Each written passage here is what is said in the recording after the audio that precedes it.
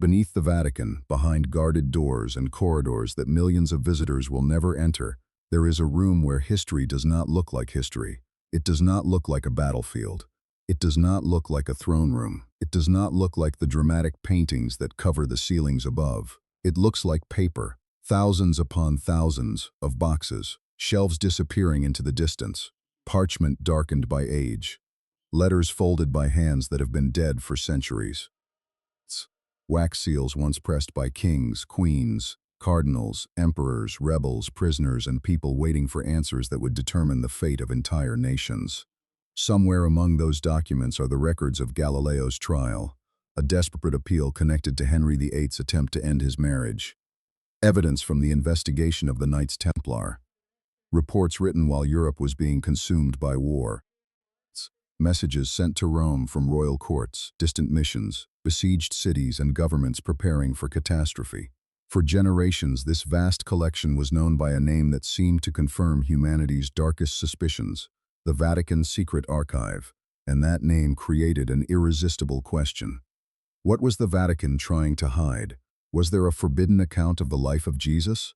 A document that could overturn the history of Christianity? Proof that church leaders knew more about the rise of dictators, the disappearance of ancient civilizations, or the existence of hidden forces than they ever admitted publicly. Or was the greatest secret of the archive something far less supernatural, but perhaps far more disturbing? The record of how human power actually works when no one believes the public will ever read what was written. To begin this investigation, we must first pass through a contradiction. The Vatican Archive is famous because it is hidden, but it is also famous because much of it is not completely hidden at all. Qualified historians have been entering its reading rooms for more than a century. Documents from its collections have been studied, reproduced, published, and displayed. Researchers from different nations, institutions, and religious backgrounds have spent years examining its records, and yet the mystery has never disappeared. The more the archive reveals, the more immense it seems to become. Behind every opened file lies another shelf. Behind every answered question waits another century. Behind every dramatic discovery is a larger field of documents that may not have been fully studied, translated, compared, or understood. The Vatican Apostolic Archive preserves material stretching across roughly 12 centuries. Its collections occupy more than 85 kilometers of shelving.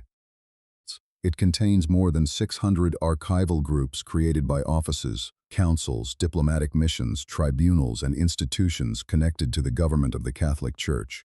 If those shelves were arranged in a single straight line, they would extend far beyond the borders of Vatican City, across Rome, and deep into the surrounding landscape. But the scale alone does not explain the fascination. Many nations possess enormous archives. Many governments restrict recent diplomatic records. Many religious institutions preserve private correspondence. What makes the Vatican different is time. The Holy See is not simply a modern government storing the paperwork of recent administrations. It is an institution whose diplomatic, legal, and religious networks reached across kingdoms long before many present-day states existed. For centuries, rulers who would never have trusted one another sent messages to Rome. Catholic monarchs sought papal approval. Protestant leaders argued against papal authority. Missionaries described unfamiliar societies. Bishops reported local crises. Scientists defended controversial ideas. Diplomats warned of wars. Prisoners asked for mercy. Families petitioned for recognition. Religious orders fought for survival. The documents accumulated because the papacy stood at the intersection of faith, politics, law, and international power. That means the archive does not preserve only the history of the Catholic Church. It preserves fragments of the history of the world, yet even its most famous name has been misunderstood. For centuries, the institution was officially called the Archivum Secretum Vaticanum. In modern English, that phrase became the Vatican Secret Archive. It sounded like a confession, a place for documents that were secret because they were too dangerous to reveal. But in the older Latin usage, secretum did not necessarily mean secret in the modern conspiratorial sense. It was connected to the idea of something separated, reserved, or privately controlled. The archive was the Pope's own archive, distinct from other collections and available to those authorized to serve him. It was private in the way a royal cabinet, a ruler's correspondence, or a state archive might be private. Over time, however, the meaning of the word changed. In modern culture, a secret is not merely something reserved. It is something deliberately concealed. Something whose revelation might cause scandal. The name that once described ownership began to imply deception. In 2019, Pope Francis officially changed it to the Vatican Apostolic Archive. His explanation acknowledged that the older Latin meaning had been lost and that the word secret had acquired ambiguous and negative associations. The name changed. The imagination did not. To many outsiders, the decision seemed almost too convenient. If there were no dangerous secrets, why had access historically been so restricted? Why could ordinary tourists not simply walk inside? Why were researchers required to provide academic credentials and letters of introduction? Why could they request only a limited number of archival units? Why were cameras, scanners, and recording devices restricted in the reading rooms? The answer begins with a reality that is less dramatic than conspiracy, but more complicated than complete openness. An archive is not a museum. A visitor to a museum is shown objects that have already been selected, interpreted, and protected behind glass. A researcher in an archive may handle unique documents that have survived fires, wars, humidity, insects, political collapse, and centuries of movement. A careless gesture can damage something that has existed longer than many countries, but preservation is only part of the answer. Archives also depend on organization. 85 kilometers of paper cannot be searched like the internet. There is no single perfect catalog in which a person types the truth about the Templars and immediately receives every relevant document. A researcher must know which office created a record, during which period, under which administrative system, and in which collection it might have survived. The language may be Latin, Italian, French, Spanish, German, or another language. The handwriting may belong to a style that few people can read without specialized training. The document may use legal formulas that appear meaningless unless the reader understands the institution that produced them. A single word can be misread. A date can follow an unfamiliar calendar. A name can appear in several spellings. A damaged seal can change the interpretation of authority. This creates the first major reversal in our investigation. The barrier protecting many archival secrets may not be a locked door. It may be the difficulty of reading what is already available. The archive is filled not only with hidden information, but with information hidden by age, bureaucracy, and context. And that leads to a more unsettling possibility. A document does not need to be forbidden in order to remain unknown. It only needs to be overlooked. The official history of the present archive begins in the early 17th century, during the pontificate of Paul V. The papacy had preserved records long before then, but they were not all concentrated in one modern institution. Documents were held in different places, including the Vatican Library, the Apostolic Chamber, and the fortified Castel Sant'Angelo. In 1611, Paul V began bringing important registers and volumes together in a new archive inside the Apostolic Palace. By early 1612, officials had been appointed to manage the growing collection. The purpose was practical. The government of the Church needed its memory. A ruling made in one century might still matter in another. A dispute over property could depend on an ancient privilege. A king might claim that a predecessor had received papal authorization. A religious order might defend its rights by producing a document written generations earlier. Memory was power, but centralized memory was vulnerable. In 1810, Napoleon Bonaparte ordered the papal archives seized and transported to Paris. The operation was enormous. Thousands of cases and baskets of records were loaded onto wagons and carried away from Rome. The documents were to become part of an imperial archive, a monumental collection reflecting Napoleon's ambition to place European history beneath French control. It was not enough to conquer territory. To dominate Europe, Napoleon also wanted possession of its documentary past. After his fall, the papal archives were ordered returned, but bringing history home proved far more difficult than taking it away. Transport was expensive. The collection had been disturbed. Papers had been separated from their original groups. Some documents were sent to the wrong places. Others disappeared during the journey. Most shocking of all, papal commissioners facing the cost of returning the enormous mass of records decided that some materials were useless. Hundreds of documents were destroyed. Thousands were reportedly sold as waste paper. The exact value of what vanished can never be calculated, because the evidence needed to calculate it may have been destroyed with the documents themselves. This is one of the archive's real buried secrets. Not a truth deliberately sealed away, but a silence created by loss. We often imagine history as a complete story from which someone has removed certain pages. In reality, history was never complete. The archive contains what survived decisions made by clerks, soldiers, officials, librarians, conquerors, and people struggling to pay transportation costs. A document could be preserved because someone recognized its importance. It could also survive because no one noticed it. Another could vanish because an exhausted official decided it was worthless. The past that reaches us is not always the most important past. Sometimes it is simply the past that escaped destruction. By the late 19th century, the relationship between the Church and modern historical scholarship was changing. In 1881, Pope Leo XIII opened the archive to qualified researchers from different nations and religious backgrounds. The decision was significant. It transformed a papal administrative collection into one of the world's great centers of historical research. But it also carried risk. Opening an archive does not guarantee that the institution controlling it will be praised. The documents might reveal courage. They might also expose political calculation, institutional failure, and decisions that later generations would find difficult to defend. Once scholars entered, the Vatican could no longer completely control the stories that emerged. That was the bargain. The institution would preserve its records and allow outsiders to examine them, but historians would interpret what they found. The archive became a place where faith encountered evidence and where official memory could be challenged by the private words of the past.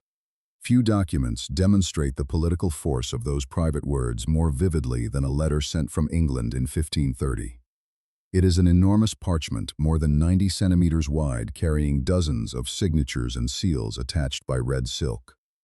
The document was addressed to Pope Clement VII. Its subject was the marriage of King Henry VIII. Henry had married Catherine of Aragon, the widow of his older brother. The union had been permitted through a papal dispensation, but after years without a surviving male heir, Henry became convinced, or claimed to be convinced, that the marriage violated divine law. He wanted it annulled. He also wanted to marry Anne Boleyn. What followed was not merely a private dispute between a husband and wife. It became a struggle involving royal succession, international diplomacy, theology, papal authority, and the balance of power in Europe. Catherine was the aunt of Emperor Charles V, one of the most powerful rulers in Christendom. Pope Clement VII could not consider Henry's request in a political vacuum. Rome itself had been brutally sacked in 1527 by imperial troops. The Pope's freedom of action was limited by forces far larger than English marital law. Then came the letter. Dated July 13, 1530, it carried 83 signatures and 81 surviving seals. English nobles and churchmen urged the Pope to resolve the case in Henry's favor. The language was not simply respectful persuasion, it contained pressure. The document warned of consequences. It transformed a marriage into an ultimatum. The seals hanging beneath the parchment made the threat visible. Each represented a person, a title, a network of wealth and influence. Together they told the Pope that England's political elite stood behind the king. But did they? A signature does not always reveal belief. Some signatories may have supported Henry sincerely. Others may have feared him. Some may have calculated that resistance was dangerous. A document designed to demonstrate unity can conceal the pressure required to produce that unity. This is what makes archival evidence so powerful and so treacherous. The letter proves that the appeal was made. It proves the form of the appeal. It identifies those whose names appeared beneath it. But it cannot fully reveal what each person thought while signing. Clement VII did not grant the outcome Henry demanded. The struggle continued. Henry eventually rejected papal authority, and the English Reformation transformed the religious and political future of the British Isles. The parchment did not cause that transformation by itself. History is rarely created by one letter. but the document captures the moment before the rupture became irreversible. The future Church of England is not yet fully visible. Anne Boleyn has not yet reached the height of her power. Thomas More has not yet been executed. Monasteries have not yet been dissolved. England has not yet passed through generations of religious conflict. But beneath the seals, the pressure is already there. The letter is a frozen warning from the edge of a historical earthquake. And yet the deeper secret is not that the Vatican concealed the true origin of the English Reformation. The broad conflict has long been known. The secret lies in texture, the size of the parchment, the arrangement of the names, the weight of the seals, the physical evidence of political intimidation. History books explain what happened. The document allows us to stand inside the pressure of the moment. Another famous volume preserved in the Vatican archive concerns a man whose name has become a symbol of conflict between scientific discovery and religious authority. Galileo Galilei. The popular version of the story is simple. Galileo looked through a telescope, discovered that Earth moved around the sun, and was punished by a church that feared science. The archive complicates that story without erasing its injustice. By the early 17th century, the idea of a sun-centered cosmos was not entirely new. Nicolaus Copernicus had published his heliocentric model decades earlier, but Galileo's telescopic observations gave new force to the debate. He saw moons orbiting Jupiter. He studied the phases of Venus. He observed an imperfect, changing sky that did not fit comfortably with older ideas of a flawless celestial realm. Galileo was not merely collecting data. He was challenging the intellectual architecture through which many European scholars understood the universe. The controversy involved science, philosophy, scriptural interpretation, academic rivalry, and personality. It also involved politics. Galileo had supporters within the church. He had relationships with cardinals and churchmen. His arguments were discussed, admired, and feared. The conflict was not a simple battle between every scientist on one side and every believer on the other. But by 1633, Galileo stood before the Roman Inquisition. He was questioned about his support for the movement of Earth. The proceedings preserved in the archive reveal a legal and theological institution attempting to control the boundaries of acceptable argument. They also reveal the vulnerability of an aging man facing authorities with the power to condemn him. Galileo was found vehemently suspected of heresy and required to abjure. He spent the remainder of his life under house arrest. The famous story that he whispered, "And yet it moves," after his recantation is widely regarded as a later legend rather than a securely documented event. That distinction matters. The real trial is dramatic enough. It does not need invented dialogue. What do the records actually show? They show that the Church's response cannot be reduced to one moment of irrational panic. There were years of warnings, negotiations, arguments over evidence, and disputes about whether heliocentrism had been demonstrated or merely proposed. But complexity does not remove responsibility. An institution with spiritual and legal power placed limits on scientific expression and punished a thinker for crossing them. The archive forces both defenders and critics to confront details that resist easy mythology. Those who want the story to prove that faith and science are eternal enemies must explain Galileo's religious commitments and his support among churchmen. Those who want to reduce the case to a misunderstanding must explain the coercive power of the tribunal and the damage done by suppressing his position. The records do not provide a comfortable hero for every side. Instead, they reveal something more human. Institutions rarely believe they are defending ignorance. They believe they are defending order. The officials who judged Galileo did not necessarily imagine themselves as enemies of truth. Many believed they were protecting scripture, intellectual stability, and the authority of a church already under attack from the Reformation. That belief did not make their decision correct, but it helps explain why intelligent people can participate in actions that later appear indefensible. The most dangerous censorship is not always carried out by people who hate knowledge. It can be carried out by people convinced that uncontrolled knowledge will destroy society. The Galileo records are therefore not only about astronomy, they are about fear. How much uncertainty can an institution tolerate before it begins to treat questions as threats? The same question appears again in the documents of the Knights Templar. Few organizations in medieval history have attracted more legends. The Templars have been accused of guarding the Holy Grail, discovering forbidden knowledge beneath Jerusalem, preserving secret bloodlines and surviving underground as an invisible brotherhood controlling later events. Most of these claims lack reliable historical evidence. But the real story was already filled with wealth, secrecy, warfare, and political betrayal. The order began in the aftermath of the First Crusade and developed into a powerful military and financial institution. Templars held property across Europe. They maintained international networks. They answered to the Pope rather than to ordinary local authorities. Their privileges made them useful. They also made them dangerous. By the early 14th century, King Philip IV of France was deeply indebted and locked in struggles over royal power. On Friday, October 13, 1307, Templars across France were arrested. They were accused of heresy, idolatry, obscene initiation rituals, and other crimes. Confessions were obtained under conditions that included torture. The order's reputation collapsed beneath a flood of accusations. For centuries, the fate of the Templars appeared straightforward. They had been investigated, condemned, and dissolved. Then an overlooked document drew renewed attention to the case. The Chinon parchment recorded proceedings from 1308, when papal representatives questioned senior Templar leaders at the castle of Chinon. The document indicated that the leaders received absolution from ecclesiastical penalties after confessing and seeking forgiveness. This did not prove that every accusation against every Templar was false. It did not restore the order.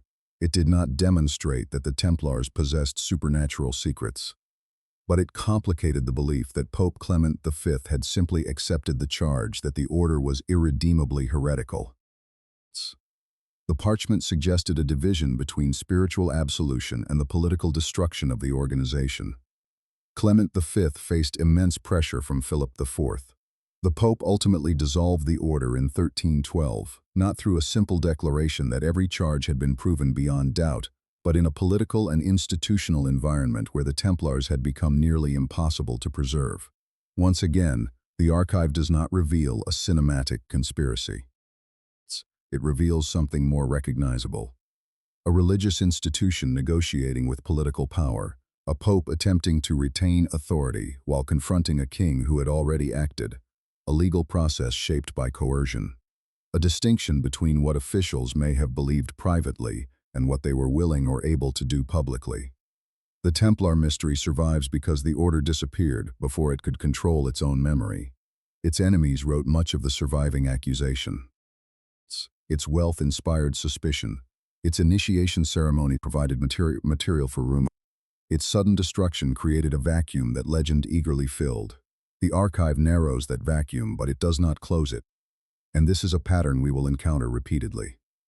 Documents do not kill myths automatically. Sometimes they make myths stronger. A newly discovered parchment can be summarized accurately in a few cautious sentences. But online, those sentences become transformed. Papal representatives granted absolution becomes, the Vatican admitted the Templars were innocent. The record was overlooked in a catalog becomes, the Vatican hid the truth for 700 years. A complicated political trial becomes proof of a secret order that still exists. The distance between evidence and legend can be crossed in a single headline. That is why the archive's real secrets must be approached carefully. A mystery is not solved merely because a document has been found. The document itself must be dated, authenticated, translated, and placed within the system that created it. Who wrote it? For whom? Was it a draft or a final decision? Was it an eyewitness report or a rumor repeated by a diplomat? Was the author trying to inform, persuade, flatter, or protect himself? Did the recipient believe it? Was any action taken? Without those questions, an archive becomes a weapon for anyone searching for one sentence to support a theory. Among its treasures are documents that seem almost designed to inspire awe. There is the Dictatus Papae associated with Pope Gregory VII, a series of propositions from the 11th century, expressing extraordinary claims about papal authority. There are records of conflicts between popes and emperors. There are bulls of excommunication and deposition. There are diplomatic messages written at moments when rulers feared rebellion, invasion, or death. One famous medieval document preserved in the archive is the Privilegium Attonianum of 962, written in gold on purple parchment and connected to the relationship between the papacy and Emperor Otto I. To a modern viewer, it may appear beautiful. To the medieval world, it represented authority. The material itself carried meaning. Purple evoked imperial power, gold announced permanence and majesty. A seal was not decoration. It was proof that a voice had legal force. These documents remind us that medieval politics was not primitive. It was intensely documented. Kings and popes argued through formulas, privileges, oaths, and precedents. A ruler might command an army, but he also needed a story explaining why his command was legitimate. The papacy possessed one of the most powerful stories in Europe, that spiritual authority could judge earthly rulers. Emperors possessed another, that political order came through imperial law, military strength, and divine favor. Their conflict was preserved in parchment. That conflict helped define Europe. But the archive also contains voices from far beyond the palaces of European rulers. A letter from a Chinese empress was written on silk. A message from indigenous people in North America to Pope Leo XIII was written on birch bark. Missionary reports arrived from societies that Vatican officials understood only partially, filtered through European languages and religious expectations. These documents expanded Rome's knowledge of the world. They also distorted it. A missionary describing a distant culture was not a neutral camera. He carried assumptions about religion, civilization, morality, and empire. Local communities might use missionaries to communicate with powerful outsiders, while missionaries interpreted those messages through their own goals. The resulting records can preserve information found nowhere else. They can also reproduce prejudice. An archive connected to a global church is therefore not simply a storehouse of European decisions. It is a record of encounters. Some were peaceful, some were coercive, some involved education, translation, and humanitarian aid. Others unfolded alongside colonial conquest, forced cultural change, and the destruction of local traditions. The documents may contain indigenous names, languages, and testimony that survived nowhere else. But they may preserve those voices inside reports written by outsiders. The historian must listen through layers of power. Whose voice is speaking? Whose voice was translated? Whose voice was summarized? Whose voice never reached the page? This question becomes even more urgent as the archive approaches the modern era. Ancient controversies attract legend because the people involved are long dead. Modern controversies carry living memory. Families may still remember what happened. Communities may still feel betrayed. Political and religious identities may still depend on how the past is interpreted. No modern section of the Vatican's documentary history has generated more intense expectation than the records of Pope Pius XII. Pius XII became Pope in March 1939. 6 months later, Germany invaded Poland. Europe entered the Second World War. The Nazi regime carried out the systematic persecution and murder of 6 million Jews, alongside the murder of millions of other victims. The central question surrounding Pius XII is devastatingly simple. What did the Pope know and what did he do? His defenders argue that he used diplomacy, church networks, and discreet interventions to save lives, believing that public condemnation could provoke greater Nazi retaliation.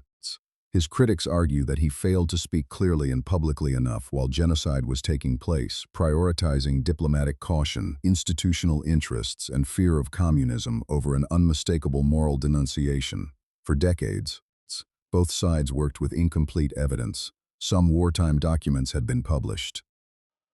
Other archives were available. Survivors, diplomats, clergy, and officials had left testimony, but the full documentary collections from the pontificate remained closed. That absence became part of the argument. Supporters believed the records would vindicate Pius. Critics suspected they would reveal damaging knowledge and silence. In March 2020, Vatican archives relating to the pontificate of Pius XII, covering the years from 1939 to 1958, were opened to qualified researchers. The timing was extraordinary. Days after scholars began their work, the COVID-19 pandemic disrupted travel and closed institutions. Researchers who had waited years suddenly faced another barrier. But the investigation continued. The scale was overwhelming. Millions of pages spread across multiple Vatican collections could not be understood through a few dramatic discoveries. A pope does not govern alone. The records include diplomatic cables, internal notes, petitions, reports from bishops, messages from nuncios, correspondence among officials, and requests from people in danger. Early research has revealed a world more complicated than either a complete defense or a simple prosecution. There is evidence of efforts by Catholics and church institutions to help persecuted Jews. There are appeals from desperate families. There are records showing that information about mass murder reached Vatican channels. There are also examples of hesitation, prejudice, bureaucratic delay, and decisions that remain morally troubling. Scholars continue to disagree about how responsibility should be assigned and how much freedom Pius XII believed he possessed. The archive has not delivered a single document announcing, "Here is the final verdict." History rarely does. Instead, it has produced thousands of smaller questions. When did a report arrive? Who read it? Was it trusted? Was it passed to the Pope? Did officials distinguish between verified information and wartime propaganda? What actions followed? Were private interventions chosen because they were more effective, or because public confrontation was considered too dangerous? Did fear of Nazi retaliation justify silence? Could a stronger statement have saved lives? Could it have cost more lives? At what point does caution become moral failure? These questions cannot be answered by emotion alone, but neither can they be answered without moral judgment. The documents may reveal what officials knew and discussed. They cannot calculate the exact consequences of actions they did not take. There is no archive containing the alternate history of what would have happened if Pius XII had spoken differently. That missing comparison ensures that the debate may never be fully resolved. But unresolved does not mean unknowable. Each opened record narrows the space in which unsupported claims can survive. It may not tell us what to think. It tells us what evidence our judgment must confront. The Pius XII collections also reveal why the phrase "opening the archive" can be misleading. A locked door can be opened in a moment. Understanding what lies behind it can take decades. Researchers must read millions of pages, compare copies held in different institutions, and trace how information moved through bureaucratic channels. One office may record that a message was received. Another may show how it was summarized. A third may contain the decision. A fourth may preserve the response sent abroad. If one piece is missing, the chain becomes uncertain. This is not a treasure hunt in which the first person to find the correct box wins. It is reconstruction. And reconstruction requires patience, skepticism, and collaboration. The Vatican Apostolic Archive is not the only Vatican collection relevant to every question. The Vatican Library holds manuscripts, books, and other materials under a different institutional structure. The Historical Archive of the Dicastery for the Doctrine of the Faith preserves records connected to the former Roman Inquisition and Index. The archive of the institution, historically known as Propaganda Feed, contains material relating to missionary activity. Other offices and organizations maintain their own records. This distinction destroys one of the most popular myths. There is no single room labeled "Everything the Vatican Knows." The Holy See's documentary memory is divided by institution, function, period, and administrative history.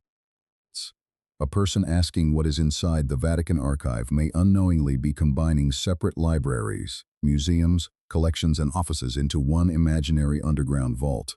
That imaginary vault is a perfect setting for conspiracy. Inside it, every missing gospel, magical artifact, extraterrestrial report, and suppressed scientific invention can be placed on the same shelf. But evidence demands a different approach.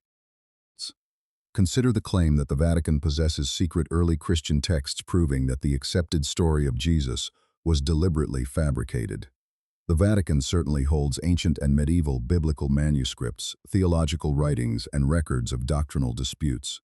But many important early Christian texts were discovered in places far from Rome, including Egypt.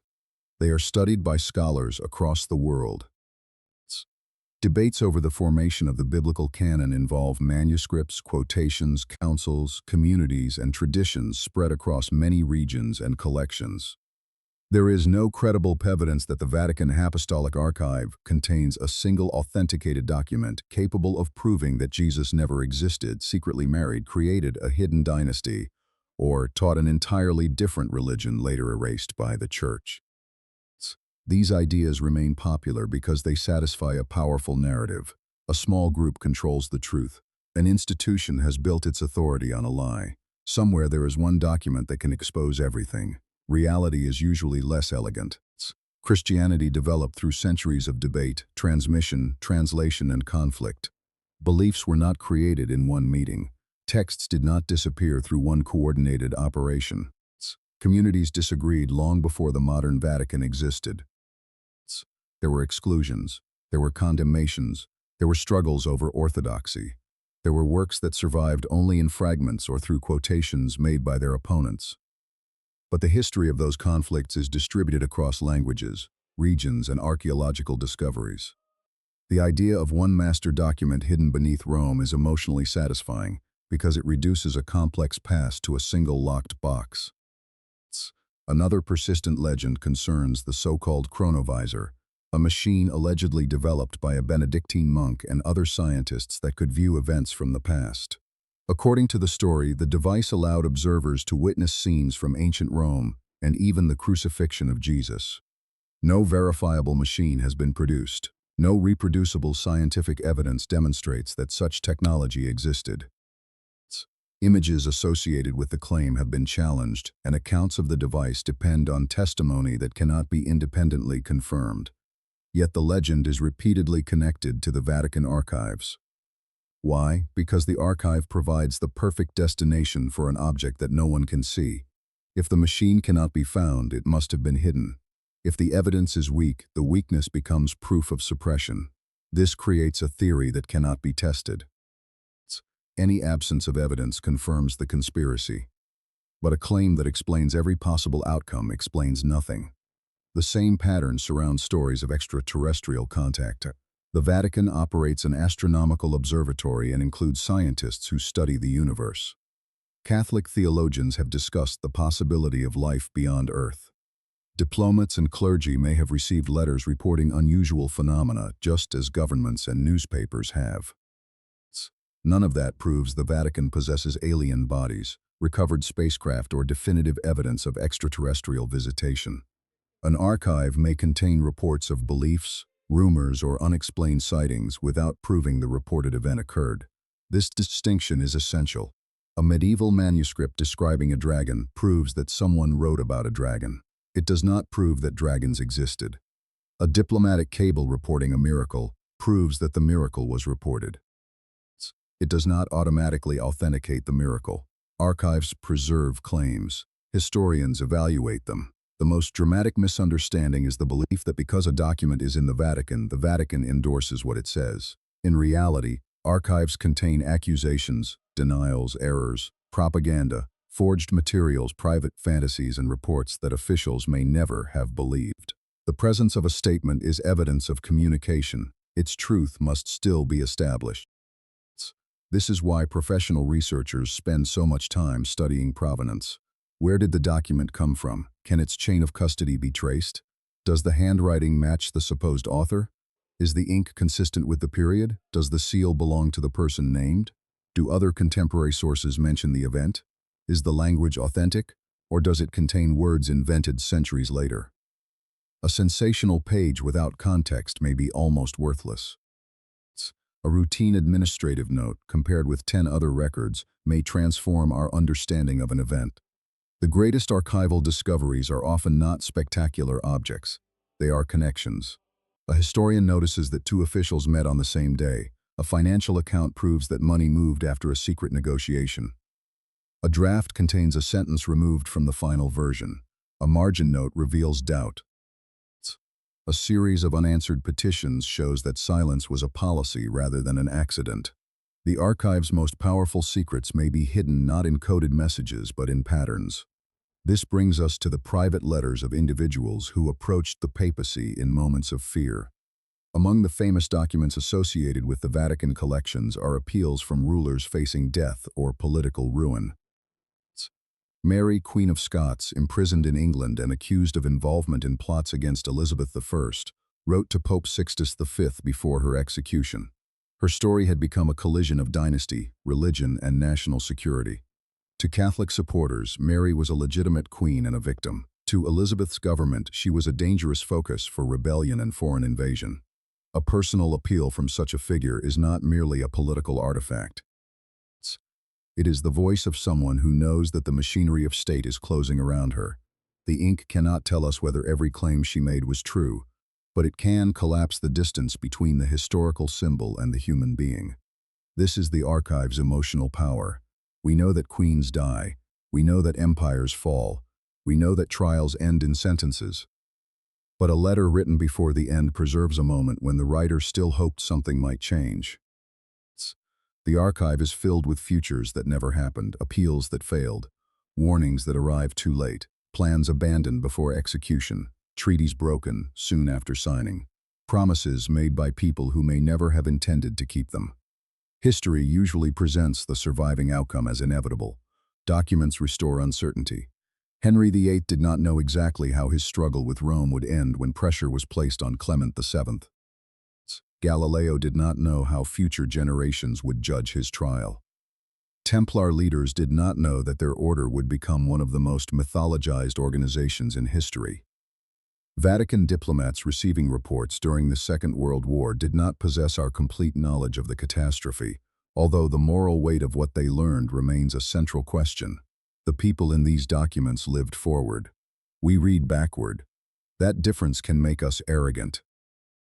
We see consequences they could not see, but it can also make us too forgiving.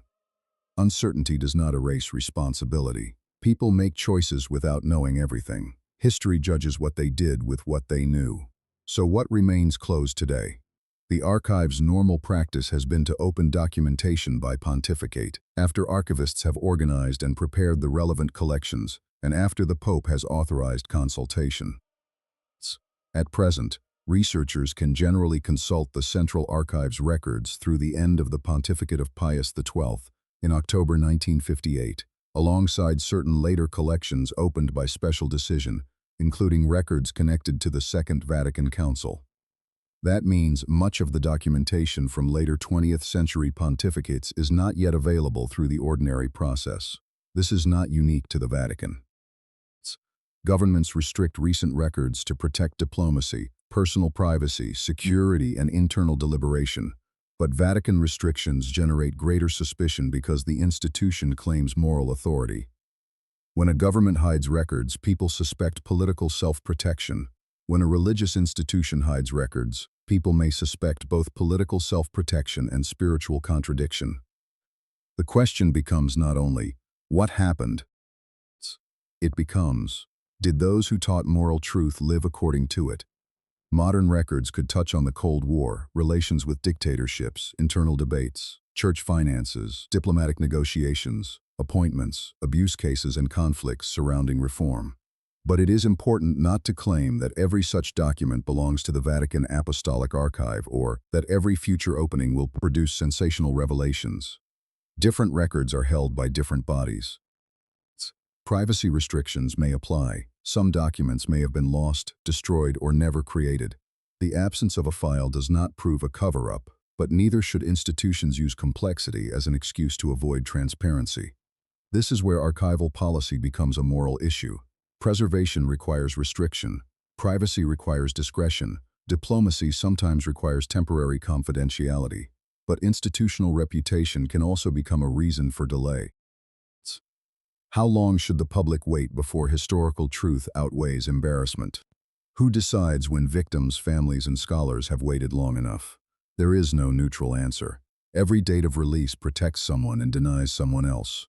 Open documents too quickly, and living individuals may be exposed unfairly.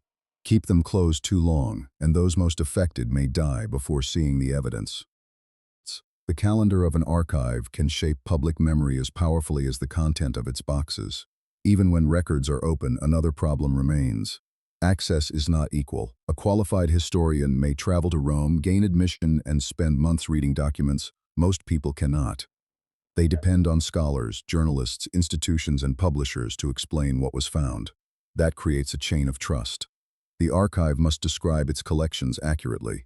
The researcher must work carefully. The publisher must avoid distortion. The journalist must resist turning uncertainty into certainty. The audience must distinguish evidence from entertainment. At every stage, information be simplified. A cautious conclusion can become a definitive headline. A disputed interpretation can be presented as a discovery. A document already known to specialists can be advertised as newly uncovered. The modern mystery surrounding the Vatican is therefore created partly inside the archive and partly outside it. It is created by the attention economy. Historians continue examining a complicated collection is accurate. The Vatican's darkest secret has finally been exposed, receives more clicks. The first statement invites patience. The second promises revelation, and revelation is irresistible. In 2012, an exhibition titled Lux in Arcana brought 100 original documents from the archive into public view at Rome's Capitoline museums. The exhibition included records connected to Henry VIII, Galileo, medieval papal authority, global correspondence, and the Second World War. Its title suggested light entering hidden places. For visitors, the experience offered a rare physical encounter with documents normally seen only by specialists. But it also revealed a paradox. When the archive publicly displayed its treasures, the aura of secrecy grew stronger. The documents proved that extraordinary objects existed behind the walls. If these 100 items were selected for exhibition, what remained on the other 85 kilometers of shelving? Openness created new curiosity. Every revelation expanded the imagined size of what was unrevealed. Perhaps that is unavoidable. No institution can display everything. No historian can read everything. No documentary can explain 12 centuries of records. The unknown is built into the scale.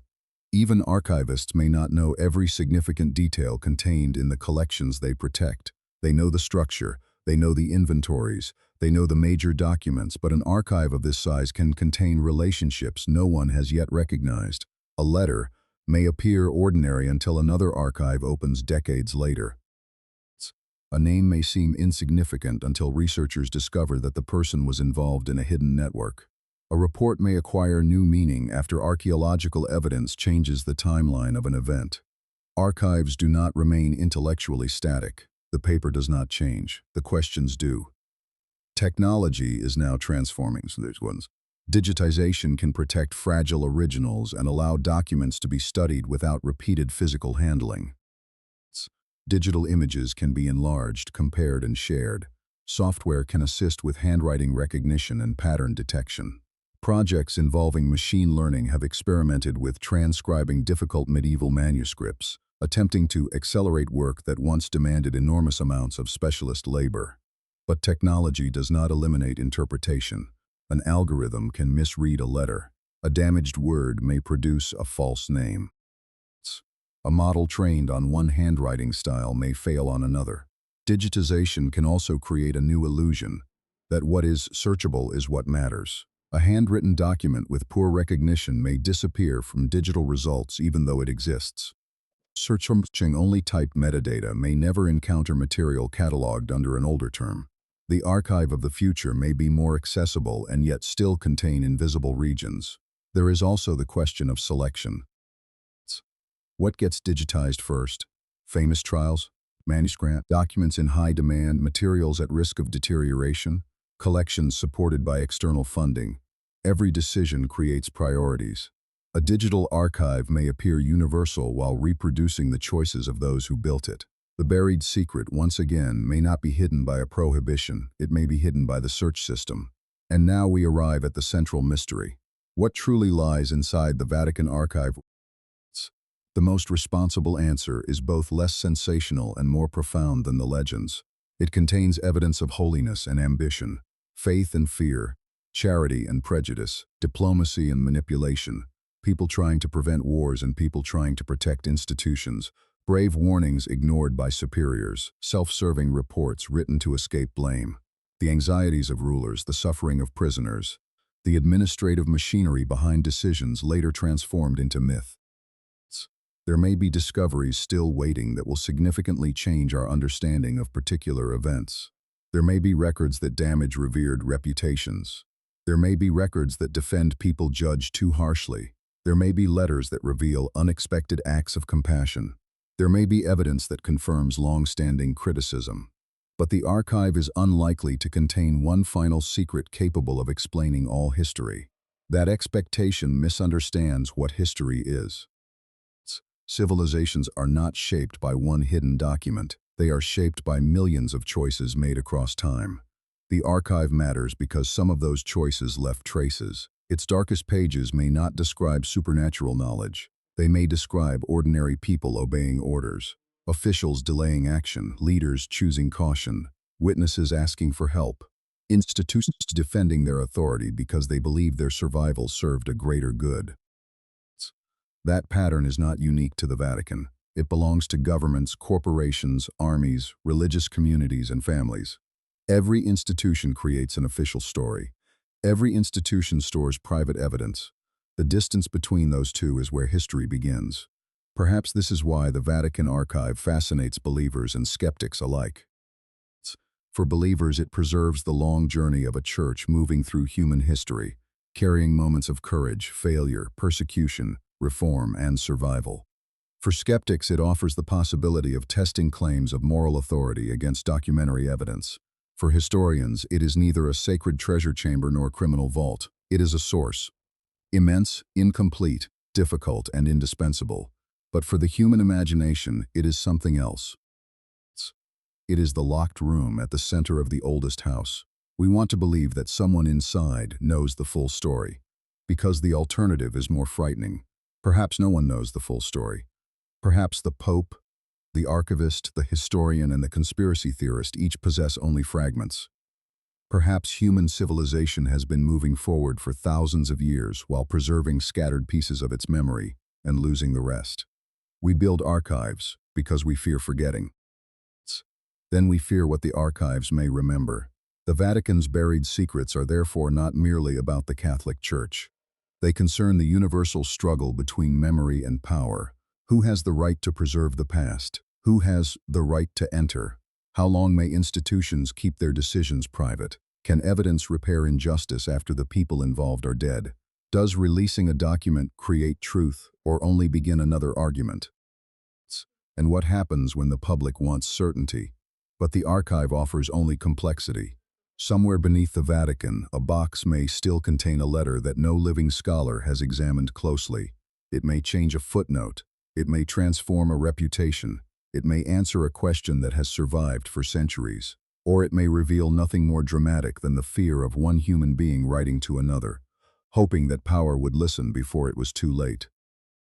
Perhaps that is the real secret preserved in those endless corridors. Behind the crowns, seals, trials, doctrines, and diplomatic codes, history was made by people who did not know how their story would end.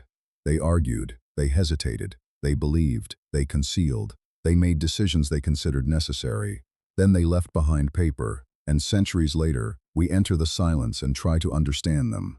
The final question is not whether the Vatican possesses secrets. Every ancient institution does.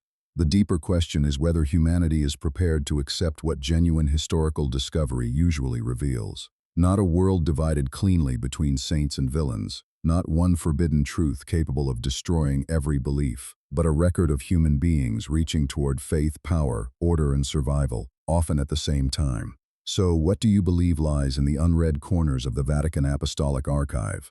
A revelation capable of changing history? Evidence of mistakes that institutions still fear admitting, or simply more fragments of a past too complicated ever to fit inside one official story?